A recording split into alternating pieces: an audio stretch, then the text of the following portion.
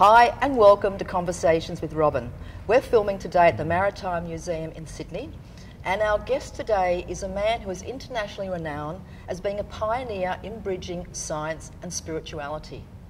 I speak of Gregg Braden. Oh, Robyn, it's a pleasure. I'm just thrilled to be on your program today. Thank you very much. And Gregg, thank you so much for being on the program. Sure. And I'd also like to make a special thank you to Chris Hooper Promotions. Chris has brought you out to Australia. She's the one that invited me here. This is the fourth time. I've had the honor. A beautiful country, beautiful city, really nice people, a beautiful part of the world, so thank you. Yeah. And you've been doing presentations in Melbourne, Brisbane? Melbourne, Brisbane, Sydney, Perth, Byron Bay, and some smaller communities as well. Oh, so you've been travelling around? We have, over the last, since 2001, this first year we came here, right after the Olympics. Ah, of course. Yeah. And what's the reason for doing the presentations in Australia this time? Well, the reason that we're doing presentations all over the world is to share what I believe is a beautiful and very powerful message, an empowering message of hope and possibility in a world that many people feel is falling apart at the seams, to quote some, in the presence of the greatest challenges of recorded human history, according to global scientists and engineers in the United Nations. Problems that we've never faced before, everything from climate change to the very real possibility of global war, to the new viruses, the new diseases that we're finding cropping up all over the world that our medicine seems inadequate to really deal with. There's a sense in the people of the world that something is happening, something's different, something's changing.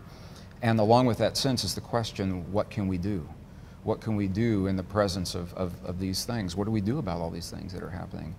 The work I'm doing, I'm sharing this particular tour with a dear friend and colleague, Dr. Bruce Lipton.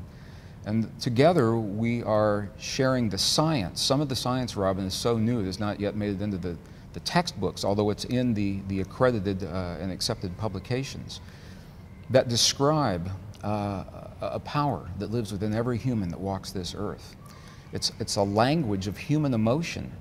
And the power of human emotion that we typically discount in our culture, not so in other cultures, but in our culture, the power of that emotion to literally change the conditions that we're talking about, the conditions of the healing within our bodies. And what the experiments are showing is that this power of emotion has the ability to influence not only our bodies biologically, but beyond our bodies into the physical world on the quantum level.